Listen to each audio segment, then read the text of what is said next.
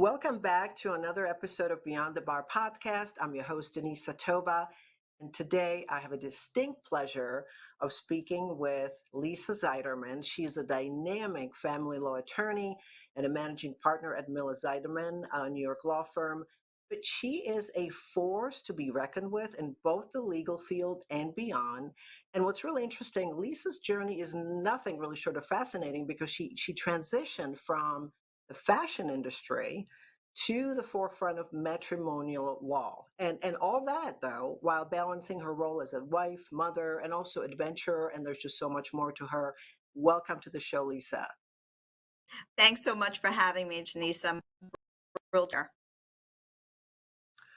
So, Lisa, we spoke a little bit. I've known you for a while, but I really had no idea that your career began in a high stakes world of fashion before you turned a new page into the law. So, can you share what sparked that significant shift? And then also, how do you bring that creativity into your legal practice? Sure. So I was in the fashion industry. I actually had a showroom on 7th Avenue in college, gone straight from high school, worked actually for Macy's time as a manager, and then joined with a 7th Avenue fashion firm and was merchandising and selling for that fashion firm. Then decided to open up my own showroom on 7th Avenue. And then I went through my divorce. And as I was going through my own divorce, I thought to myself, this is something that I would really like to do. This is, a new way to help people, and I really felt that if attorneys were very responsive to their clients, and if they really paid attention to their clients and to the material, that they could do great things. And so I went back, or actually not even back to college. I started college, I went to Fordham, and then I went to Fordham Law. And I was at that point, I had a child. She was probably about 4. And so she experienced going through both college and law school. And I had gotten remarried, had gone through my divorce at that point, and had gotten remarried, and then started, going through that road, and with the idea of becoming a matrimonial attorney. And when I graduated, I interned, and I did all those things that, graduates do. And finally landed with a firm and did a lot of litigation, and then decided to set my own firm up in 2013. So it's actually 10 years now that I'm in my own practice, and we've grown it really incredibly. So it was your own experience when you went through a divorce, and was there a lack of something during the process where you said to yourself, I can do this better. Here's something that's missing, or was it also a, I don't know if you can say positive experience in terms of service, and you thought, you know what, there needs to be more of that for people who are going through it. What was it? I would say it was a positive experience. I think that it was just quite the opposite. I remember sitting at trial and watching my attorney shuffle through all the papers and shuffling through the boxes, and nothing was prepared. And we had an expert at that point, and the expert was telling him what questions to ask. And I'm thinking to myself, this is just a mess. And plus, all the times, of course, that you would run into those situations, those custodial situations or monetary situations, and you'd be calling and there would be nobody answering your phone calls, or it would take weeks to get back. And no matter how fast you paid the bill, there would still be weeks to get back. And so, no, it wasn't a positive experience. It was really quite the opposite. And I thought, had somebody actually been prepared, had they had the ability to pull all the information together that I had been giving them, right, for years, and because the divorce went on for years, which is not that unusual, and had they had that ability, it could have been great. But they did not have that ability. And I'm told that responsiveness is not something that, unfortunately, matrimonial attorneys are often known for. And so it was a combination of all those things. And I said, this is something I can do. Plus, I had all these negotiation skills that I had brought from being in the fashion business. I was negotiating with retailers across the country for markdown money. I was negotiating for floor space and doing all sorts of shows and going to sales shows across the country. I had a lot of experience to bring to the table. And so I thought, this is a place that I could really use that experience in a beneficial way. Wow, it's there are so many layers to what you do. And then you can't possibly do it all. I love responsiveness. That really is so important, especially going through this process. People do want to hear from their attorney, so I can see how that's something that's really important. You know, Lisa, I truly meant it when I said that you were a force to be reckoned with because I know you zealously advocate for your clients. You have a big personality in court. I think to many you may be even slightly intimidating. I mean, you're that good.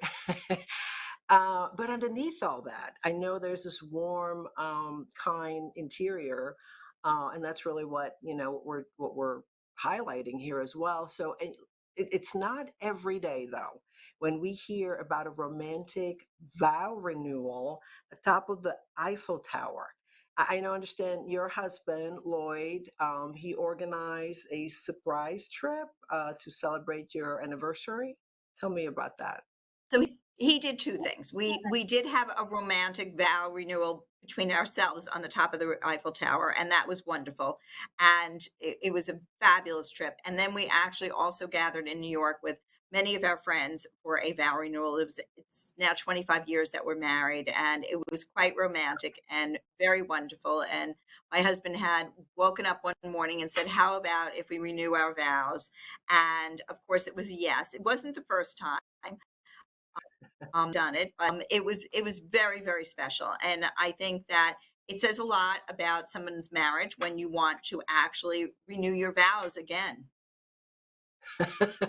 That's true. Yeah, after 25 years, it's almost you have to be friends, I think, first and foremost, right? I mean, there's so many things that are so different after so many years.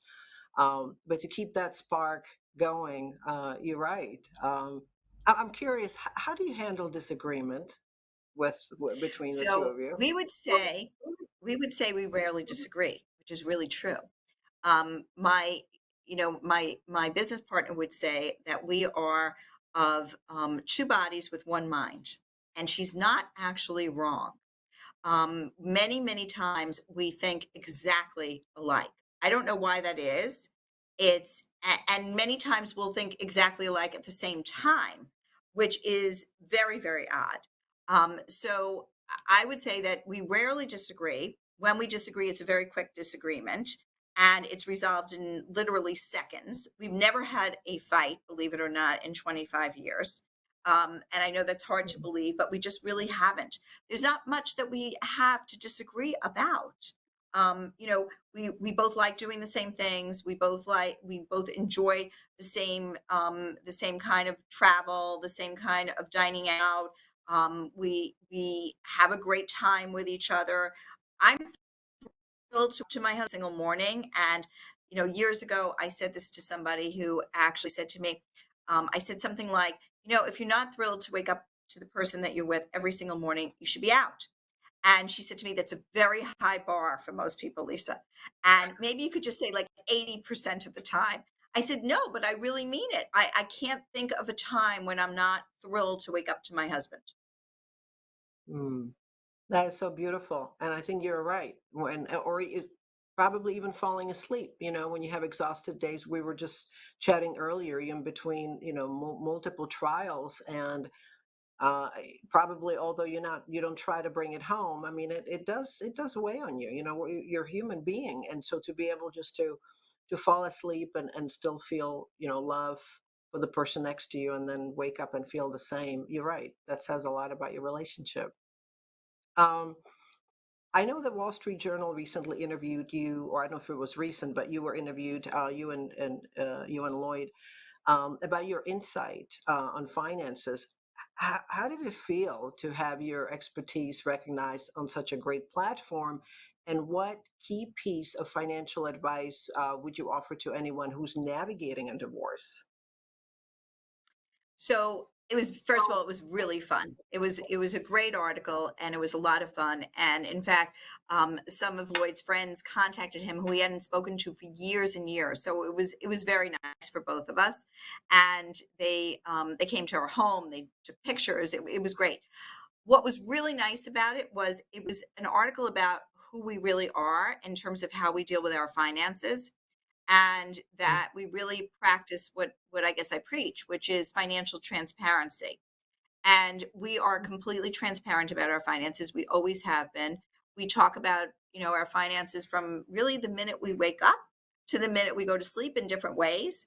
And I was just on the phone earlier with someone who said to me, she has no idea what their finances are, has no idea what her husband earns, has no idea where the Yeah. finances are, or whether she has 1 million or 5 million or 10 million. I mean, literally no idea whatsoever. And I can't imagine being in that situation because we're so transparent about it. I know where every single account is. I know what every deal is that we've done. We talk about the deals, we talk about the money coming in, etc. And it's not that we're obsessed with the money, but we are obsessed with just it's part of our lives. And so Yeah. it's important that we both know what is happening. And I think that that really puts us on an even playing field in a lot of ways. And I think it's very unfortunate when that's not happening in a marriage. Not happening at all. I mean, you speak about finances with such a great ease, and it seems to be a taboo topic along with sex. It's really a lack of the communication around finances is what causes many relationships to start falling apart. And there's nothing intimate about finances. It's beans in, beans out. Here's what it is, but I think, and you probably find that so many people attach feelings and values and principles to money. And then when that's being threatened during a divorce, it really sort of intensifies, the emotion. So kudos to you and Lloyd to be able to set example to really openly and transparently talk about finances. Yeah, I think I think it is the basis for a really good marriage is to make sure that there is complete transparency. And I negotiate a lot of prenups, and I think that the very prenups that I negotiate that don't have that financial transparency from the beginning, where there are these secret trusts that are set up, or these businesses that are these family businesses, and the other person who's getting married and marrying into all of this doesn't really understand it, and it's that prenup is given the week before so that there can't be a complete understanding. I think that sets the wrong tone for marriages generally, and I think it's Mm. it's got to be about making sure that everybody is privy to the passwords. I think that that's part of it. All of the passwords are on a sheet. I know what all the passwords are. Lloyd knows what all the passwords are for my accounts. And bottom line is that everything is shared. So we are really working as a team, and I think that's so important. And not only that, if something, happens, there's a continuity, right? And instead of a chaos, how do I step in if you're unable to manage to pay the bills, to basically continue to manage the cash flow and the household expenses, and yeah, and that's a really important topic, and I'm glad we talked about it. Being in such an emotionally laden industry, how do you reset? What do you do outside of work besides travel? I know you do that. We do travel, we dine out, we spend a lot of time with friends. What else do we do? We do work a lot, actually. Believe it or not, for us, work is somewhat relaxing. Lloyd will Mm. be on his computer, I'll be on my computer, we'll be working. I would say travel and dining out though is probably how we relax. Taking a long drive. Also, Mhm. we have our city life and we have our country life, and so taking a drive together, that's all part of it. And I will say we do dine out a lot, so that really is part of our relaxation. What would you say is your top restaurant in the entire those in the entire world that, Oh, in or the entire maybe world. top two? Yes, like Well, your travels here in New York. so I have a very favorite hotel, I think, as you know, Denisa, and in that hotel is a fabulous restaurant, and that's Il San Pietro in Italy. It's in Positano, and we have gone there, for 26 years, and we love it. And that restaurant is someplace that we dine every single year, many times in the year, and it couldn't be better. I would say in Manhattan, I have some favorite restaurants. I love, Milos. I love Scarpetta. I have, those are probably my restaurants that I really love, and I know exactly which dishes I want when I get into those restaurants. So, and I could tell you what the menu is, and we could probably order it right now, literally without me being in the restaurant. We should do that right after I'm hungry now. Exactly. Wow, yeah, this is so much fun. So, on a final note, Lisa, what advice would you give to incoming attorneys? So I would say for incoming attorneys, and we have actually several this year. We have two first year attorneys who have started with us, both of whom were interns. And I think it's about making sure that you're prepared at all times, Mm. making sure that you respond to the client, and most of all, understanding that you're going to work very long hours right now. I mean, this is the time when you're going to catch up and be up to speed and as much as you can. And so be open to that because that is how you're learning. Every day is a learning experience. And if you don't know something, make sure you ask about it. Don't guess, just ask. Love it. Be proactive. Yeah, don't just sit back. Great, great, great advice. We're also playing this for for law students too, and so they have an idea what to expect because I think it was one practitioner who said, if you're looking for a job, this is not it. This is you're in. Your entire being. This really is a career.